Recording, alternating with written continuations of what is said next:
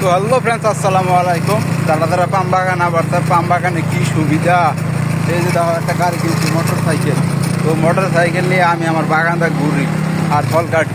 তো ফল কাটা শেষ হলে আরামসে রুমে চলে যাই, বেশি দেরি হয় না।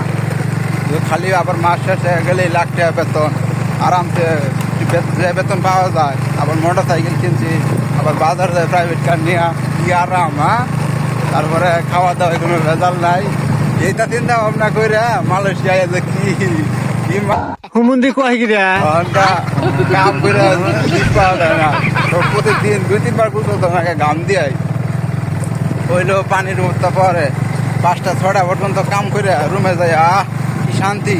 যাই গোসল দিয়ে আবার রান্ধন নাকি, না রান্ধিলে খাওয়ান নাই। ওই যে পথের মাঝখানে একটা হাফ হয়ে গেছি, এটা আমি আগে খুব ভয় পাইতাম। মানে পথের মাঝখানে যদি হাফ থাকে তো এটা আতঙ্কের বিষয়, তাও আবার কিং কুবরা। তো আগে খুব ভয় পাইতাম, এখন ভয় পাই না সাপ দেখা। আর এইটা বাগানের ভিতরে গাছের উপরেও সাপ থাকে, অনেক ভয়ঙ্কর ভয়ঙ্কর বড় বড় সাপ থাকে, যা দেখলে শরীরের নম্বর যারা দেওয়া ওঠে। আগে আমি তো খুব ভয় পাইতাম, এখন ভয় পাই না। দেখতে দেখতে অভ্যাস হয়ে গেছে। আর ভয়ঙ্কর সাপ দেখে আর কেউ যে ভয় পায় না, এটা কইলে ডাহা মিশা কথা বলে।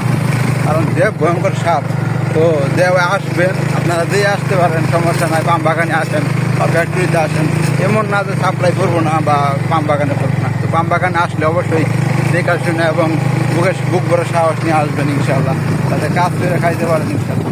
বেতন লাখ টাকা না আইলেও মালয়েশিয়ার বেসিক 1700 মাসাল্লাহ ওটি পাবেনি। এখানে এক কাজে একরকম বেতন। সবাই যে পাম বাগানে এলে লাখ টাকা ইনকাম করা হয় তা না। লাখ টাকা ইনকাম করতে ভাই অনেক পরিশ্রম। যার যেরকম পরিশ্রম, যার যত টাকা তত পরিশ্রম। 1 লাখ টাকা ইনকাম করবা গেলে সকাল 5টা থেকে রাত 8টা পর্যন্ত কাজ করে না, কাজের কোনো বিকল্প থাকবো না এসব।